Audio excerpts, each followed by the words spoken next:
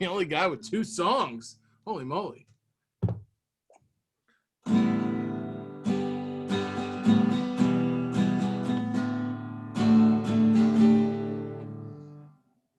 Mike, he's on the show again. Mike, he's back to tell stories of times gone by. Scores or mugs and jugs, it doesn't matter. Mike was there. And who cares? He had a great time.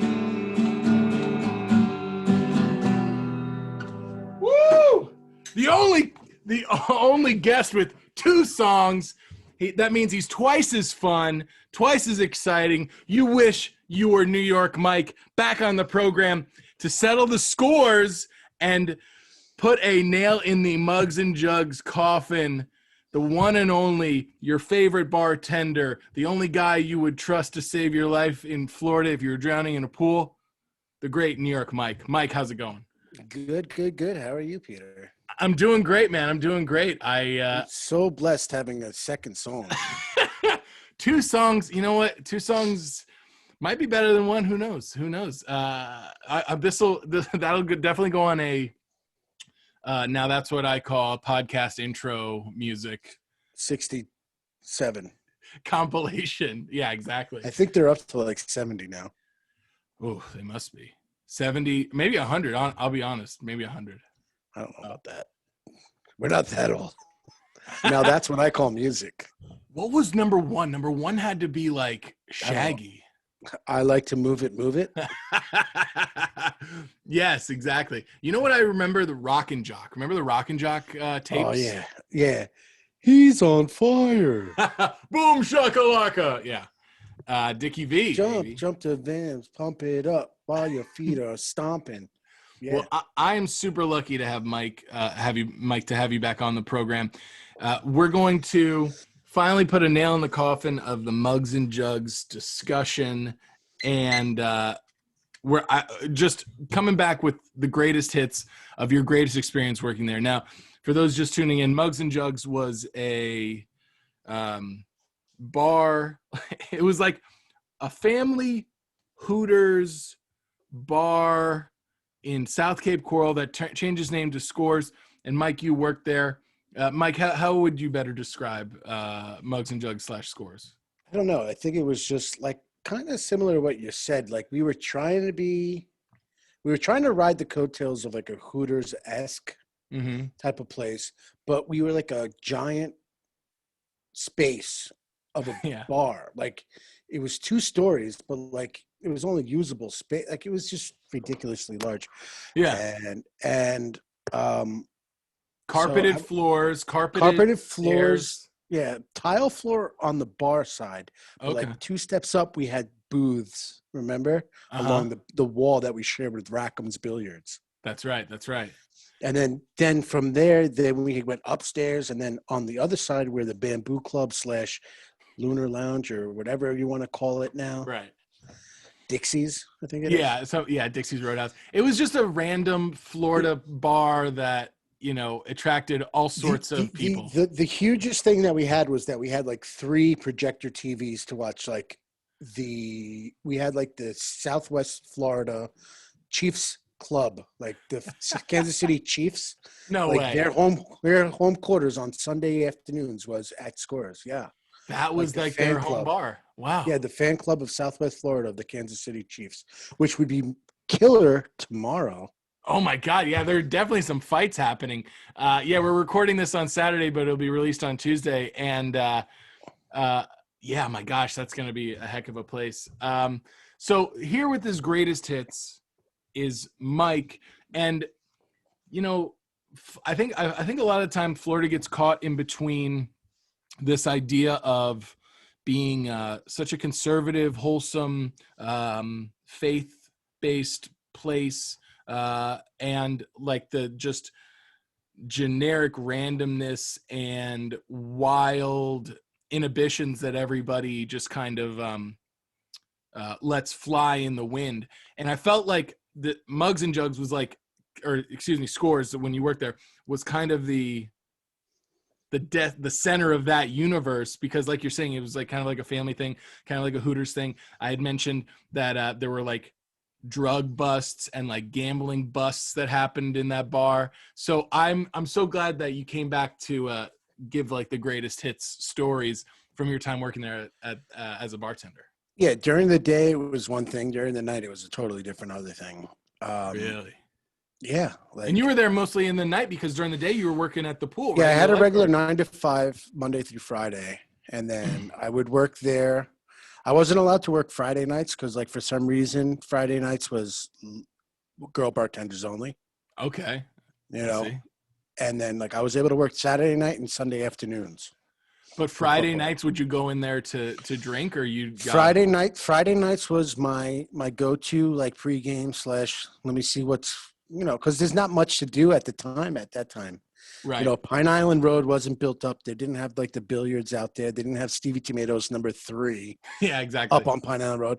So like I would go down there, warm up, and see what's going on, and then kind of check out what's going, you know, see what's happening for the night, I guess. Well, what's one So story? What's one story that sticks out in your mind from that time?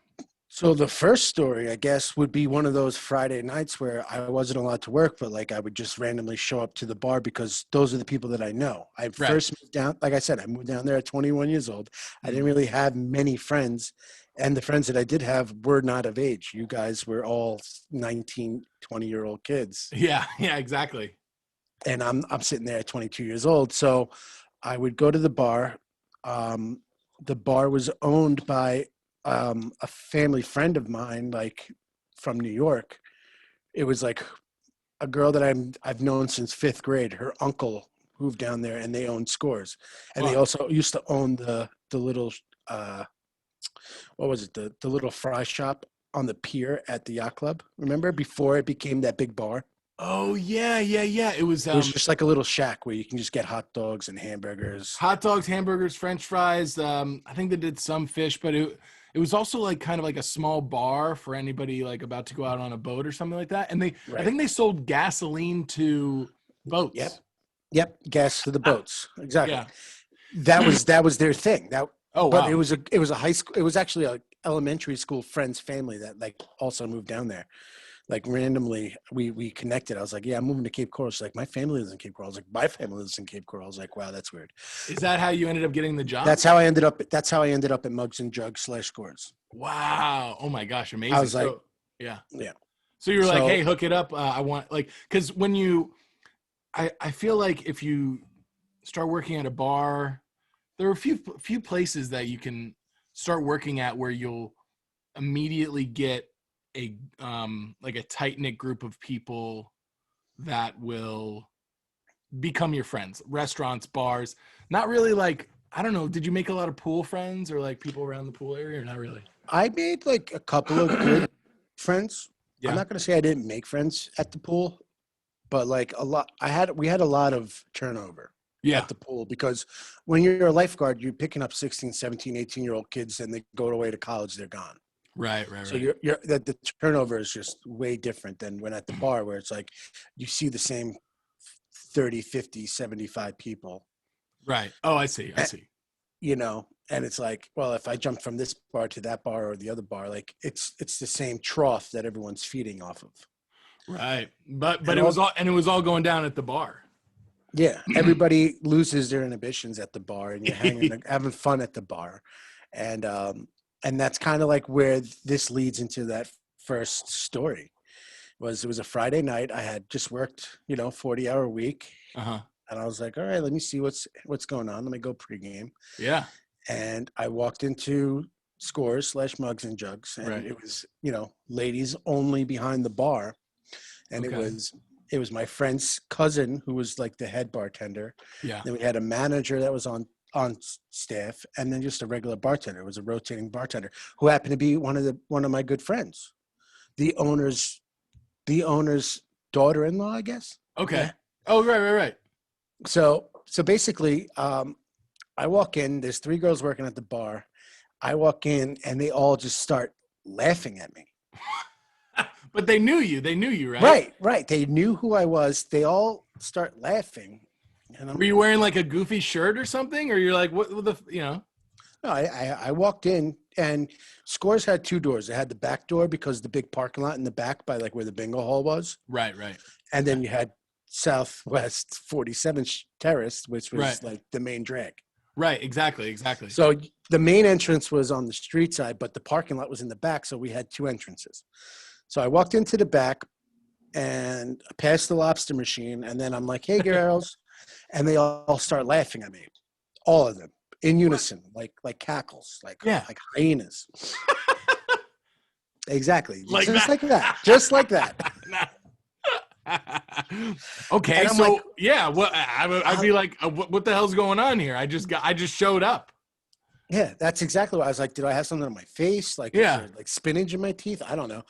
So basically, I get a round of drinks, we're talking, hanging out, and it was like, yo, the bar manager, who happened to be like this 36-year-old woman, she's like, the next guy that walks in here, I'm taking home. I'm gonna fuck his brains out. She told that to the other two girls.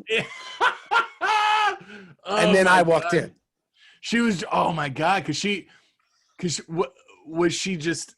What was your relationship? She was going over like a breakup. I don't really know the details. Actually, I do know the details. She was like in a recent breakup, and her boyfriend at the time happened to be like a Lee County sheriff. No. Yeah. Okay, great. So she was breaking up with.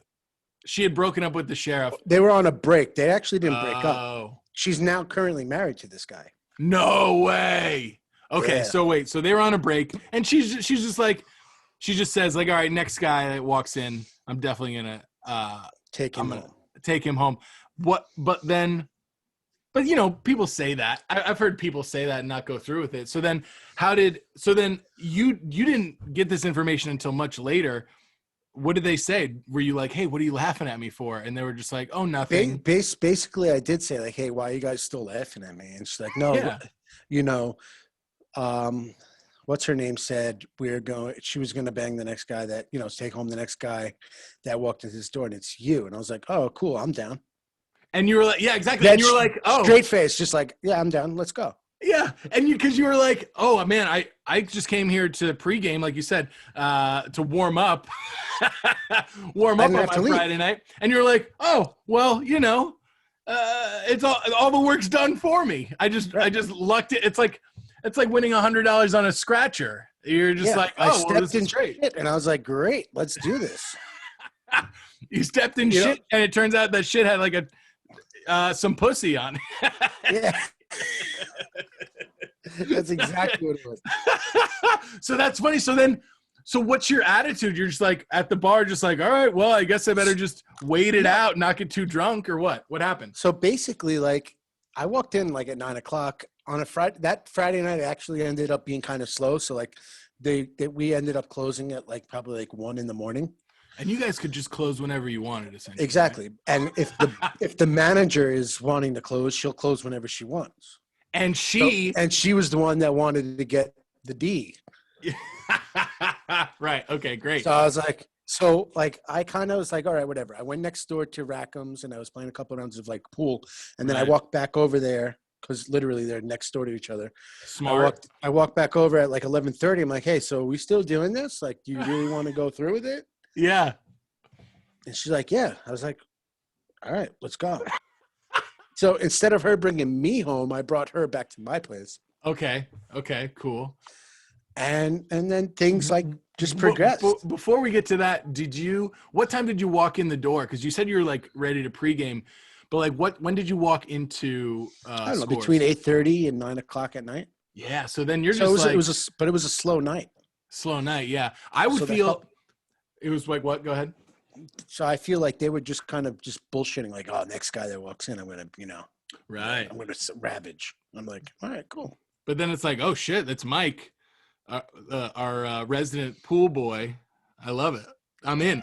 I would have felt if I would have been there that early, and then this would have been proposed to me, I would have not known what to do with myself for that amount of time. I would have been like, oh God, I'm by myself. Like, I need to call some friends to get here so I don't look like a loser. I would have definitely gone next door, but I would have probably been there too long. And then there'd have been, she would have lost interest or something like that. What was your mindset? Were you just like locked in? At the time, yeah, I think I was definitely locked in. Yeah. Me moving from New York to Florida, I kind of created this persona that I became. Like, yeah, that guy was an asshole. I hated him. Like, looking back at it, I'm like, I don't know how I had friends living in Florida, because really? I created a totally different person than who I truly am. Right. Is that where that's where Gus comes? Who's Gus? I was just gonna say, who's Gus? Gus is my drunken alter ego. I love it. So when does Gus come out? Gus comes out after about like 4 beers and like 3 shots of Patron. Yes. So like I have to be pretty well wasted. Yeah. But he'll come out, and then he's a great time. Don't get me wrong. He's still also a pretty cool, fun guy, but not what I wanted to be as Mike. So I went over to Rackham's at that time, and I had a couple of drinks, and then I think I met up with a couple of other barflies that are, they just live in that area. Yeah. So it's like I had regulars that would come visit me on Saturdays and Sunday afternoons.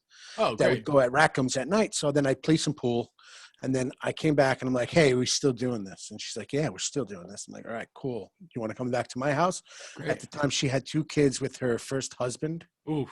Yeah, so you're not going back to her. But she also was a New Yorker, which was cool. She was from from Brooklyn. Brooklyn, okay, cool. So like I was like, hey, we have like that New York connection. I was like, I love pizza in your neighborhood. She's like, yeah, L&B's Spumoni Gardens all the way. I'm like, yeah, 100%. I'll take a square slice any day of the week. That's all you need. And that was our foreplay, So then she hops in your car. You head back to your place. No, we hopped in separate cars. Separate cars. Okay. Smart. I drove my car to my house, and then she drove her car because she had to go back home to her kids at some point. Right. Exactly. Right. I don't have kids. I have my own house. You don't have kids. You have a futon. I have a futon, and I got a keg in the fridge. Exactly. And maybe like a Ziploc bag worth of weed. Amazing. Priorities, right? Priorities. But yeah, you treated all those things as if they were your children. So Gus could come out. She comes back, and then are you guys like? Then what happens? Is there like an awkward fumbling? Or are you guys talking about pizza the whole time? Or you're like, no, we didn't start. Well, like she comes over to the house. I open up. I had a keg, so I was like, "You want a beer?" So I poured her a beer. Yeah. Nice. So now we're drinking out of red Solo cups because I didn't have any actual glassware, and we're hanging out, drinking beers. And then I'm just like, "Listen, I was like, if you don't want to do this, we don't have to do this, but like, we can. I really want to do this. Like, yeah, I'm 21 years old. I think she was my second or third, like, older woman. My Florida fantasy. Was she like 32? She was 36. 36. Okay, that is older. That is older. With two kids, one kid being like I think 7 or 8 years old. So I was like, all right, that is older for a 22, 23-year-old. Yeah, for sure. 22, 3-year-old. That's a gap. Yeah. That's a gap. And you no fear, just no fear. And so then you guys hook up. Props to that. And then what happened afterwards? What was like the So we start to hook up in my living room. Nice. And she happened to have like knee-high leather boots on. Whoa. So like those came off rather quickly in the night, and they stayed in the living room. Okay. And then a small disclosure, I had my cousin Nicole. Uh-huh. She was living with me in the house at that time. So what started in the living room ended up in my bedroom. Yeah, because Nicole's like, what, would you bring home a chaperone? Like what? Right.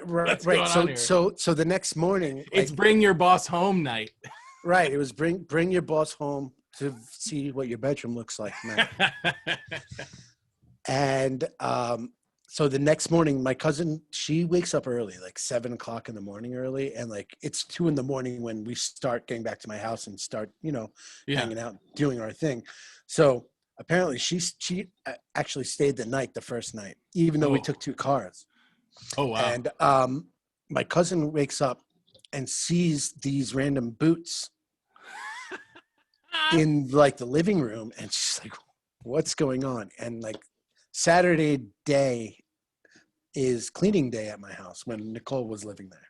Right. So like it was cleaning day at 7 o'clock in the morning for her. She would not wake me up till about like 8:30, 9 o'clock and be like, hey, let's start cleaning. Right. But there was boots, just a random set. She called them hooker boots. I'm like, they're not hooker boots. They're just knee-high boots. Like, they're boots that have a zipper on the side. Yeah, exactly. She just, she wanted to cover up her calves for whatever reason. No shame there. So then how many times did you guys end up hooking up? What ended up coming of this? So basically on and off for like maybe like another 2 months. That's how long she was on a break with the sheriff? Yeah. But like she didn't want a relationship with me. And I also wasn't in the right mind space. Yeah. Or I was just a nice dude. Like I still am a nice dude. So I was like, well, if we shared this experience, I'm not going to just ghost you like how people do nowadays. Yeah. I mean, if you're going to do it, this is what I think. If I'm down to do it once, I'll definitely do it twice, Yeah.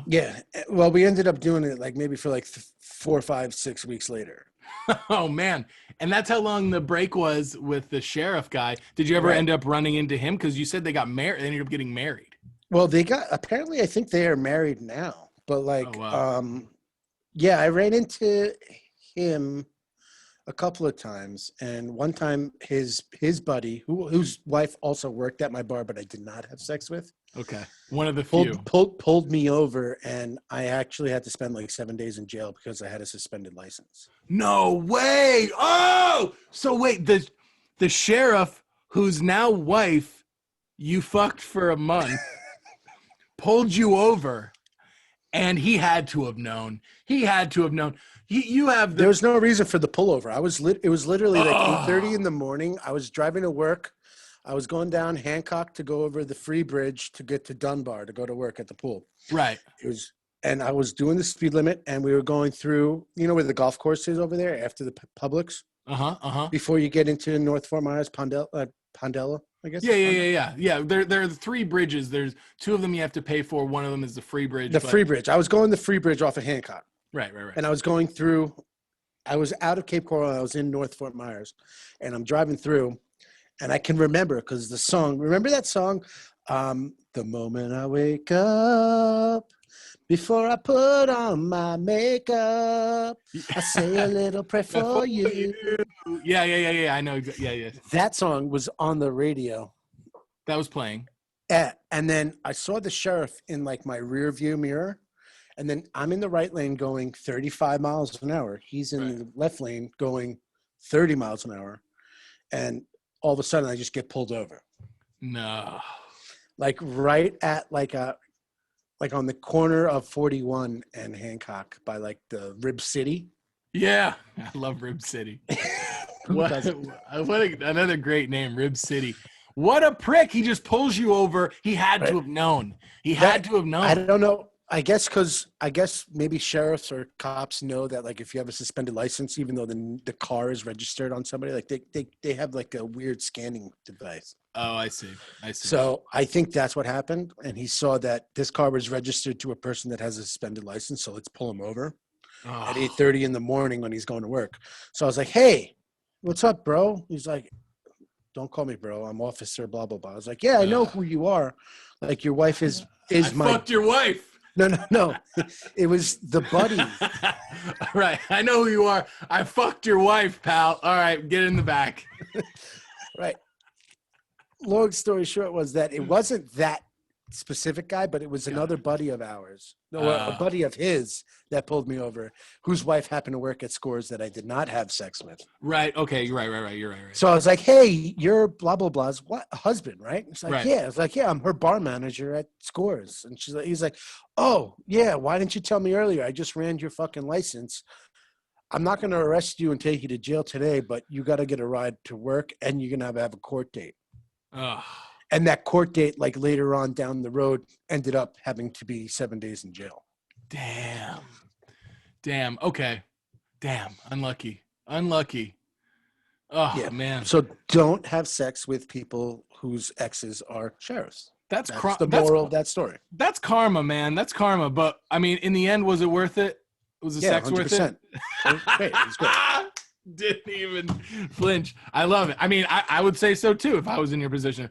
All right, so let's go into another one of the greatest hits here. What's your next story here? Well, I was dabbling in illicit drugs, to say the least. Who hasn't? Who doesn't? At the very least, like I know people that work in offices that microdose throughout the day, and also people that are, tripping, on 3-day weekends and whatever. But like, dude, we're talking about Florida here. We're just trying to do anything to get through the day. I'm 22 years old. It's 2004. Hell yeah. It's Florida.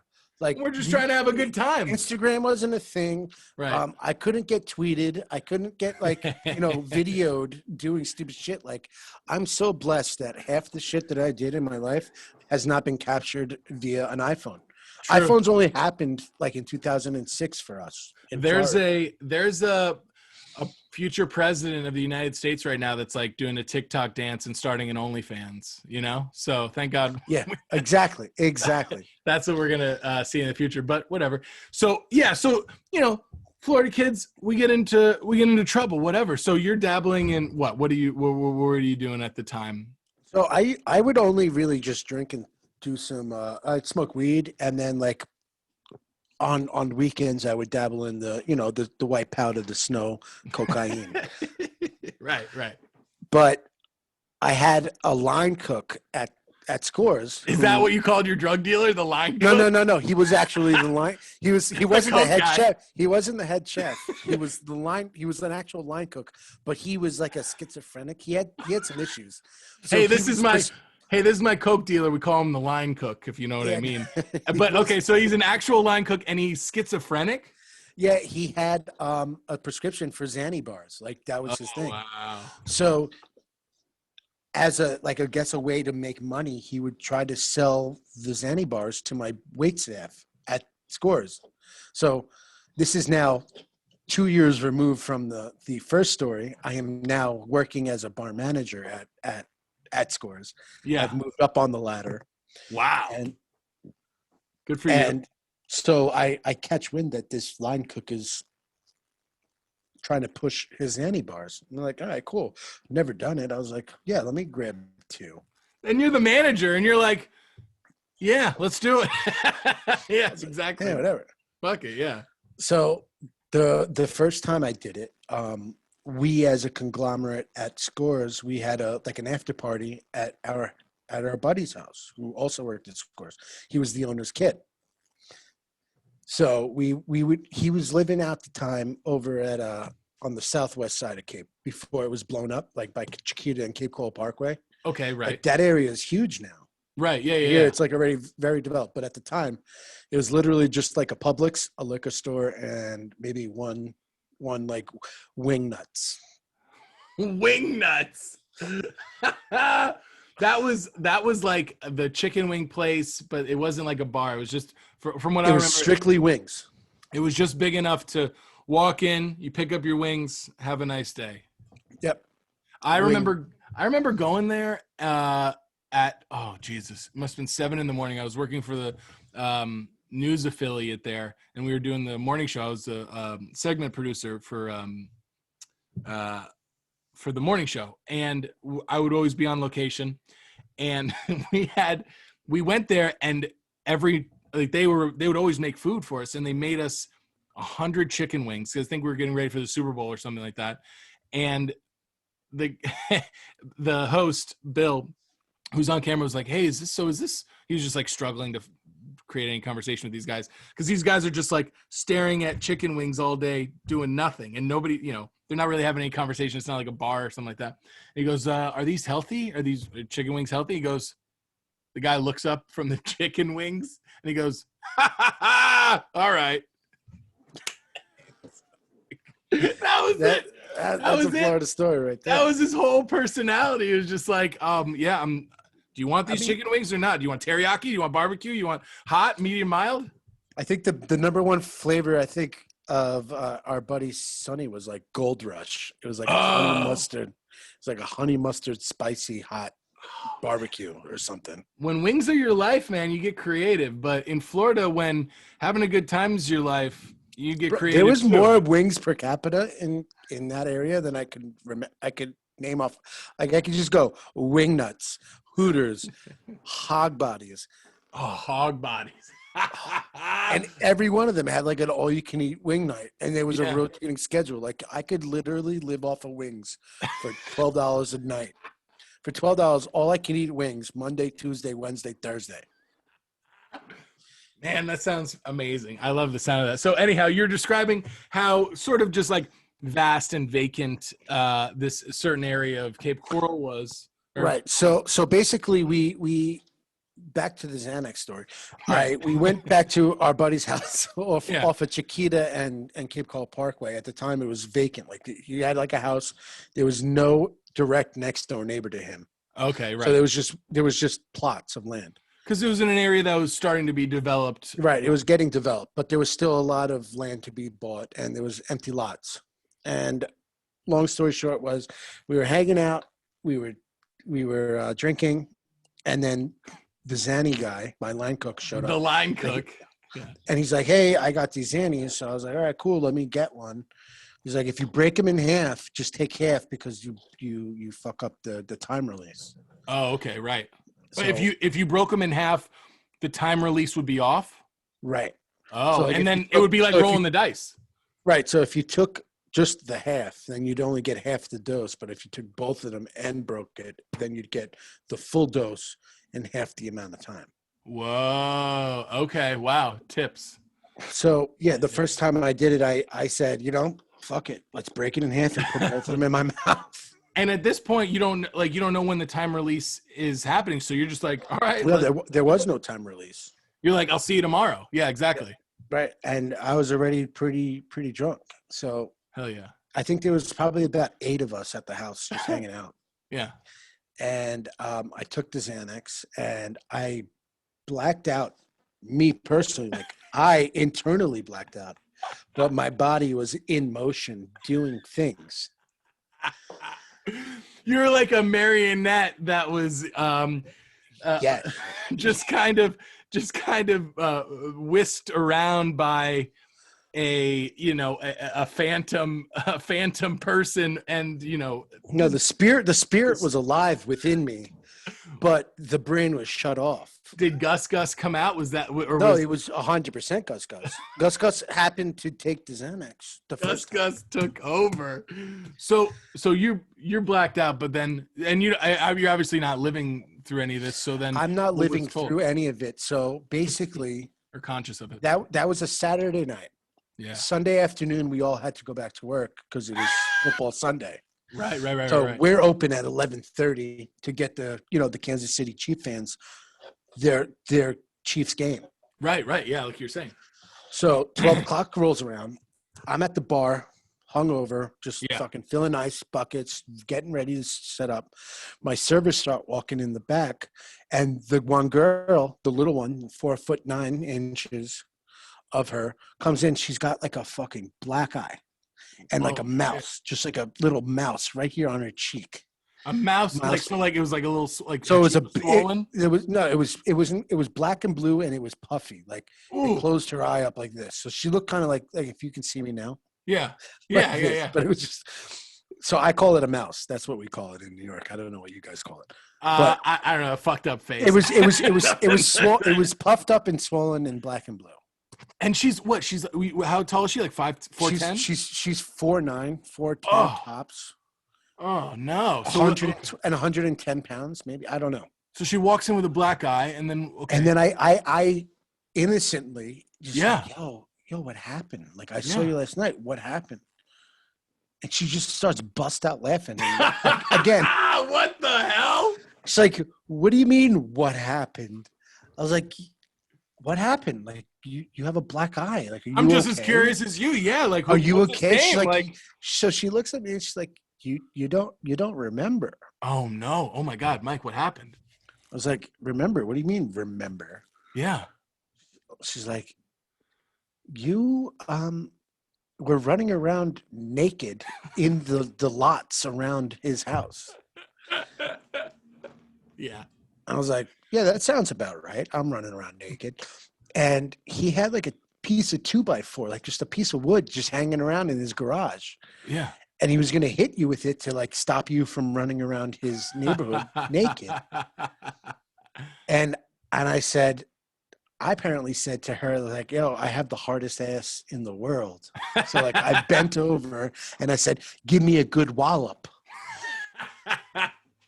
Well, she took the 2x4 and hit me in the ass while I was bent over.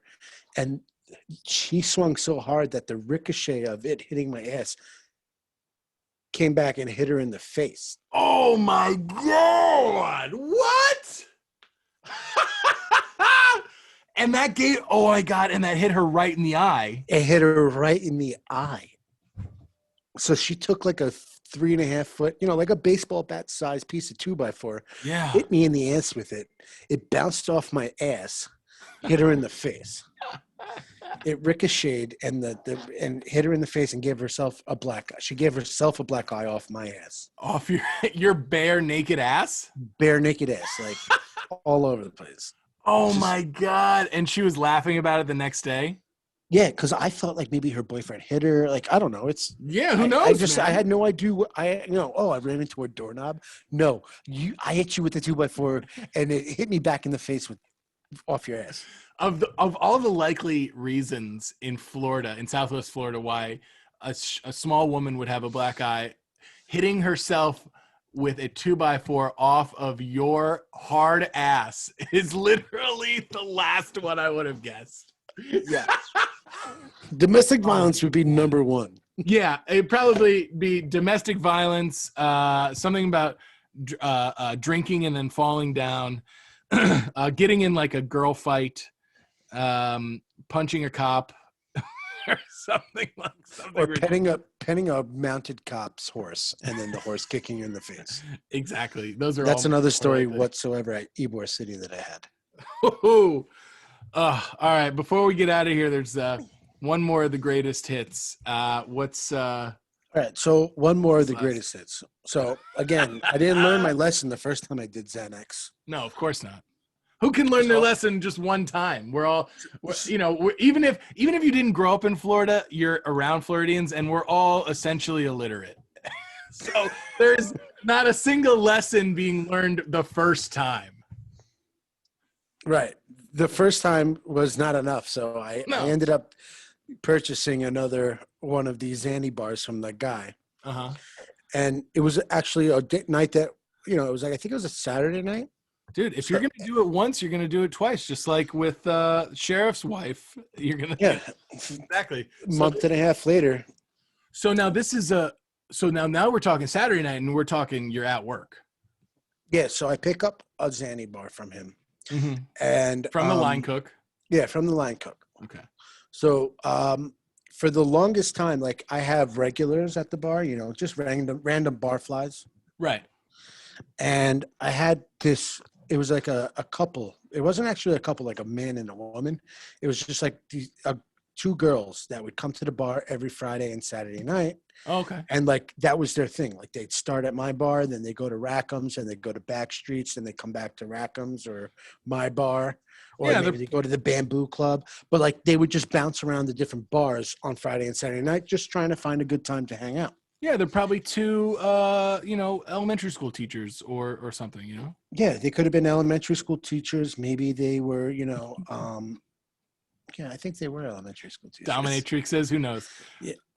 And long story short was that these two girls would come in, and it would be early in the night, so it'd be like 8:30, 9 o'clock at night, and this girl had a crush on me, and like she couldn't tell me. So like her friend one day, she ran to the bathroom, and then her friend's like, that this girl has a crush on you, right? Oh my Like, God, that is so Florida, so like high schoolish. and I'm like, listen, we're 20 something years old. We're at a bar and I'm serving you guys drinks.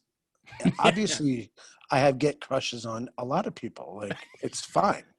I'm not saying I'm a really good looking person, and I'm just Oh no, saying you're that. a looker, Mike. What are you talking about, dude? You're a bartender with flair. And at this point, you're right. Oh yeah, I could blow fire. I used to flare. Exactly. At this point, but like, you're like flashy and stuff. At this point, you're a bartender with flair at night, and in the morning you're saving kids at the pool. You're like the pool manager. So, don't tell me you're not bringing something, because you're the man.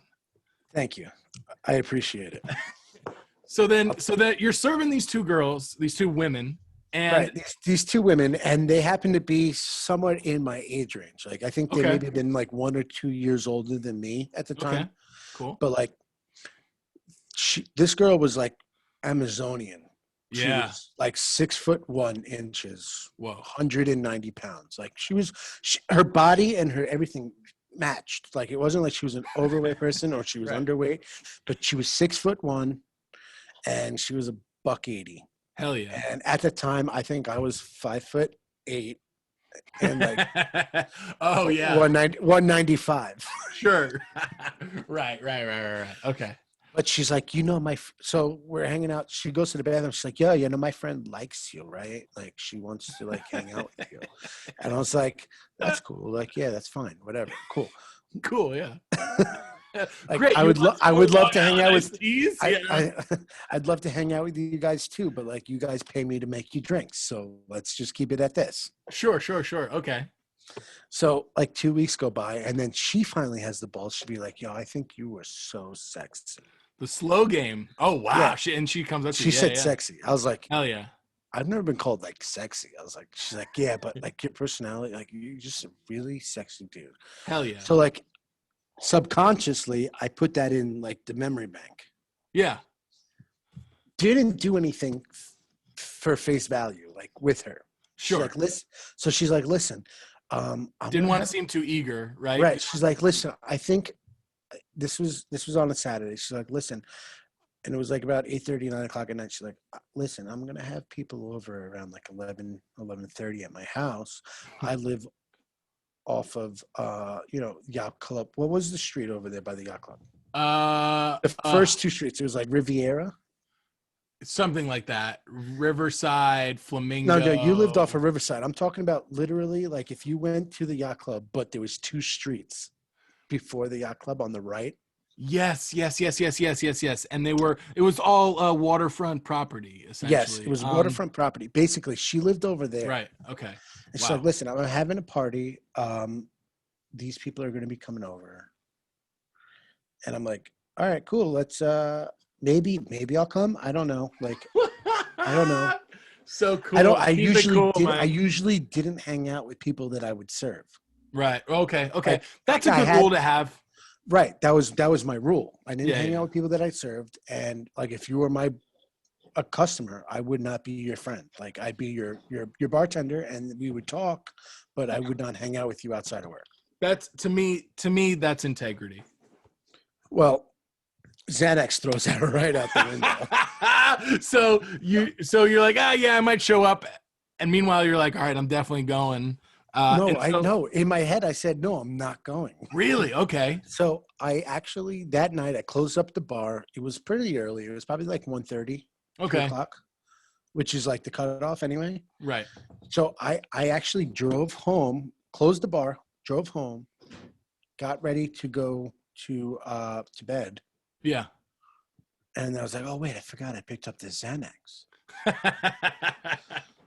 So I broke it. I only took half this time because I knew from the first time with the ass in the 2x4, like, I'll black out and I'll be alive. You don't want any blackouts. You don't want any black eyes. You don't want to get in any sort of trouble. Yeah. So I only break it in half, and I only take half, and I left the other half on my little entertainment area where I put my TV. Right. Okay. Nice. Good place next to my futon. And so I only took half, and then I remember going to bed. Okay. I woke up the next morning. Wait, time out. You took the Xanax and I laid in bed. In your bed?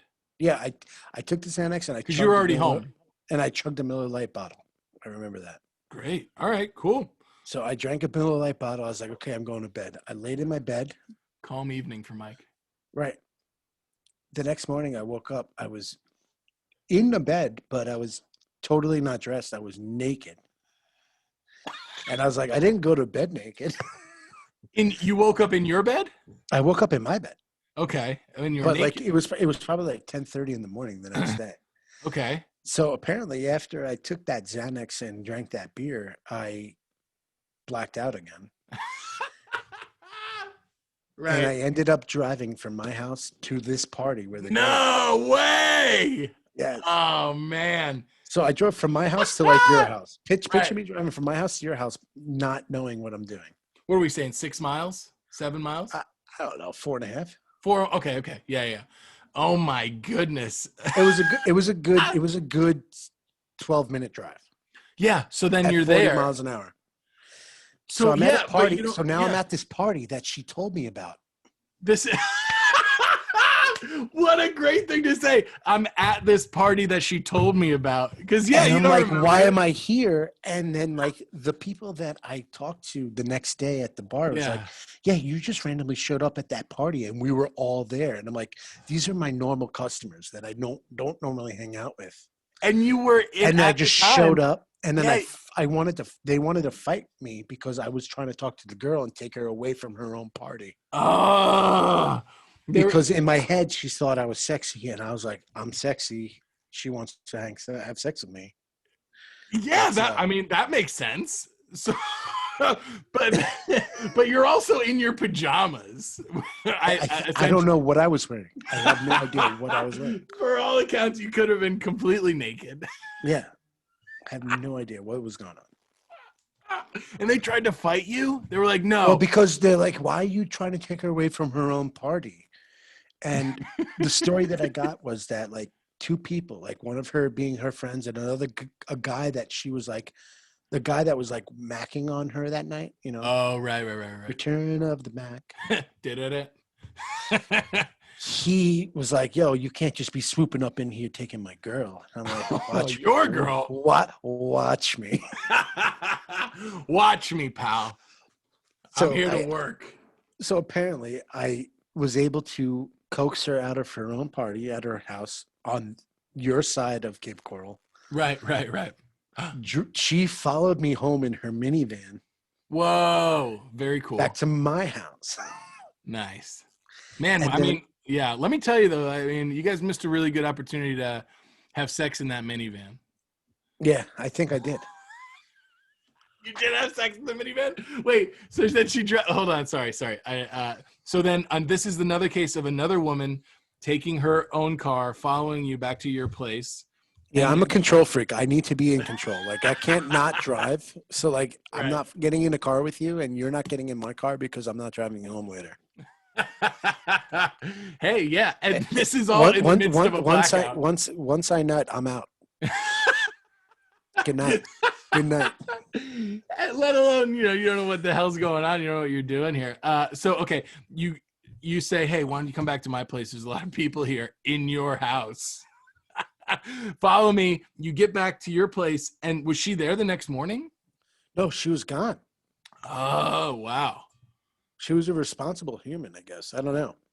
Responsible, except, So I woke up the next morning, like in a different position and fully nude in my bed. With no recollection of any of this. No, like I just knew that it was weird that I woke up naked in bed. Yeah. I was just like, whoa, I didn't go to bed this way. So I showed back up to work the next day. Oh, no. And the barflies that were at the party the night before was like, yo, you wanted to fight our buddy Carlos. Why did I want to fight Carlos? He's like, yo, Carlos was trying to get with, what's her name? And I was like, okay, so what does that have to do with me? Yeah, I was in bed, officer. Like, right. He's like, you showed up into the party like you were whacked out of your mind. Like you were just on a mission. I was like, I was on a mission for what? He's like, you were looking for her and that's all you wanted was just her. I was like, yeah, I don't remember anything. Good. And I bet, and like, just picture yourself. I bet you had I mean, if you black out the way that I have, you've got like these like crazy eyes. Like I've got these, like anytime I black out, I've got these like crazy eyes and my face is like flush. And I'm just it's like kind of like I'm on a pirate ship. And I'm like, I'm slurring my speech, but definitely focused on one goal. Like whatever that goal is, like I need a beer and that's the only, like, get out of my way. Or like, yes, I'm going to jump off of that bridge. Just don't stop me, you know? similar. I've punched holes in walls at my house because somebody said I wouldn't do it. What do you mean I'm not going to punch a hole in my wall? Yeah, I'm going to punch a hole in my wall. Anyway, oh my God. Yes, yeah. It's similar. Yes. Once an adjective or an objective gets into my head, Blackout Mike or Gus will do whatever it takes to finish the objective. Oh man. And then, did you ever hear from this girl again? When yes. So like not the next day, but like the next week, because I only worked on the weekends. So like the next Friday night she shows up. She's looked at me and she like kind of looked at each other. And I was like, I already know what they told me on Sunday, what I did on Saturday. Right. And it's now almost a week later.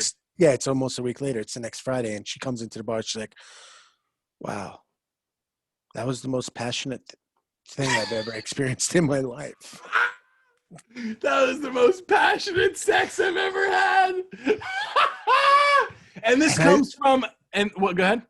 I had no idea what I did. Like, I don't even know. And first off, this comes from, was she Portuguese, did you say? No, I don't think she's Portuguese. She was just a girl that lived in Cape Coral. Tall, 6'1", you know. She was an Amazonian-looking woman. Like okay, that's what I thought. Well, I pictured Portuguese when you said Amazonian. Because but she was proportionate.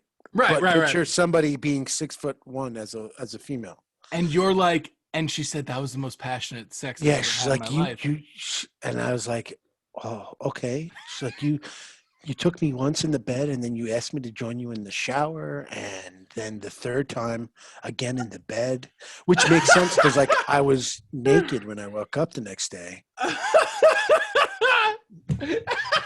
Dude. And then you're sitting there like, you got to think. You're welcome. I don't know I don't know how to respond. I don't know how to respond. Exactly. You got to think on your feet because how are you going to play this?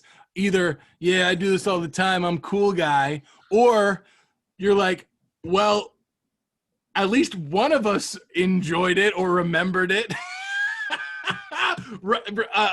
Walk me through exactly what we did, where I was, again? Where were my hands, what were the... Can you explain to me what passion is? Because I don't know anything about it. This is the first time it was described to me.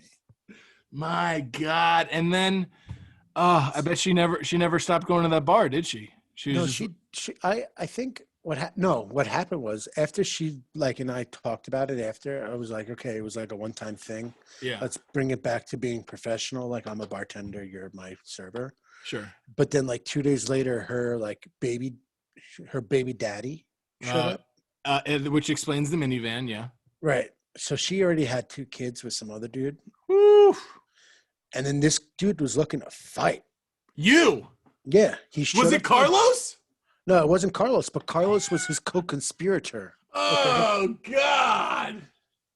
So basically, I don't remember this guy. He doesn't know who I am, but he's like, yo, you banged blah, blah, blah. I was like, no, I never had sex with anybody named that name. Yeah. And he's like, yeah, you did. And I heard that you had sex with her without a condom on. She's got AIDS. Your dick's going to fall off. You're going to die. Get the fuck. He's so full of shit. And I was like, oh, wow, really cool. I think you're talking about somebody else, but it's not me. Yeah, great. Thanks, pal. He's like, no, it's you. I know. I'm like, all right, cool. And he was looking to fight. I don't know how else to explain it, but like he was upset because his baby mama was banging some other dude, or that she just went to my house and we had the most passionate sex she's ever had. Probably. She's probably like, Mike gave me the best, the most passionate love I've ever had in my life. What have you ever done other than trying to get me to have sex with your friend Carlos? Right. So he like walks out of Son my of a bar bitch. defeated because I wouldn't engage. I Right. wouldn't engage with him. I was like, I don't know who you're talking about. I never had sex with anybody. That is so smart because, yeah, guys in Florida most guys are like trying to be super aggro and posturing, and they're either trying to have sex or they're trying to get in a fight. And like anything else is like a terrible evening for them. So that was very smart. You're definitely not blacked out at that moment. No, but he walks away, and then like 5 minutes later, he shows back up with Carlos. Whoa. Oh, So that's how I knew that he was the co-conspirator. right. He walks in with Carlos, and Carlos like, yeah, it was him. He was at the party. He took her home. Like, Carlos, like, you're my regular. Like, I give you, like, you buy one, I give you 2 free. Yeah, come on, Carlos. Like, what the fuck is wrong with you, bro? Yeah, all right, cool. Yeah, whatever. So he ratted me out, and then like he went back at me, and I was just like, you have to prove that I had sex with her. I never had sex with whoever you're saying that I had sex with. Like, she's a really cool chick. Like, I know her and her friend. I was like, I know Amber and I know Tracy, but like both Amber and Tracy are not the people that I had sex with. Right. Yeah, so like, exactly. I don't know what the fuck you know, because I don't even know what's going on. I don't know what you know because I don't know what I know because I wasn't there. I would have probably like passed like a Maury Povich lie detector test because you were there, but I was blacked out. Yeah, exactly. I was there, but I wasn't. Oh man, dude. So those are my three score stories. I love it. Mugs and Jugs. Mugs and Jugs scores. The I don't know what it is today or what that place is called today, but I'm sure that the memories and the ghosts of stories past from Mike still live on in that lobster tank and the upstairs arcade smoking section. Yeah, for the dart players.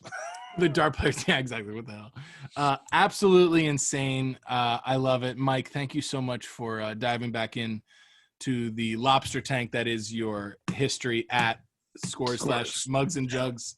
And man, I really appreciate it. This is man, I'm happy to hear these stories, but also at the same time, growing up where I did, not surprised whatsoever. Yeah, I didn't think it was that surprising, but like living in Florida for the 6 years, that was for par. Like, that's par for the course. That means that just all that these stories explain is that you were actually there. Yeah, I was. And I lived it.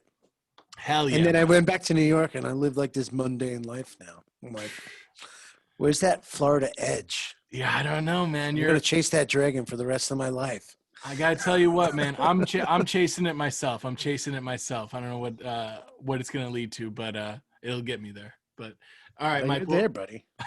I'm doing my best, brother. I'm doing my best. I appreciate you coming on the show again. 2-time guest, 2 songs, and I cannot wait to have you back on the podcast again. Mike, you take it easy. Anything else before we get out of here? Anything else you'd like to say? Just plugs on the bottom, apparently. Today. Yeah, I know. Bottom plugs. I was so excited because it was the second song. I know it was the second song. Is there anything on you like the bottom to plug? Again? Bottom plugs. The Peter Murphy Florida Versus channel. That's yeah. for sure. And I think I'm going to launch my own Instagram. Hell yeah! That involves my dieting / beer drinking. Like it's like a juxtaposition. Okay. So you could follow me at Amergilio. Amergilio. How do you spell that? A as in apple, M as in Mary, ERGILIO. Amergilio. Okay. That's my God-given name. Oh, okay. Nice. Yeah, right. I go by Mike because that's my white middle name. Smart, brother. Kind of like Paco Rivera. Yeah, I know. I'm checking into hotels as Papo Rivera, and if the cops ask for my ID, I say I don't have it. I'm Papo Rivera. Yeah, Papo Rivera from New York. From upstate New York. Perfect. Well, thank you so much, Mike, and yeah, we'll follow you on the Instagram, and I appreciate you taking the time, brother. Love you, buddy. Love you too, Keep man. up You the take good care. Work. Hey, thanks. All right, bye.